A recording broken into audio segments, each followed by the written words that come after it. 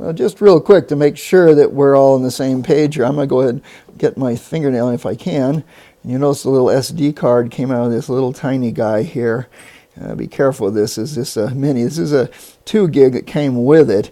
It goes in this way with the tongs up. And you slide it in here and push in with your nail or something. And now you've got a little extra memory there. Now you could have other cards, and if you've updated your firmware to the latest here as of here February of 2015, you can use up to a 32 gig card. And I have one, and I've actually been able to use it. But that's the one you pull out and put into your computer, and you're able to update your firmware there.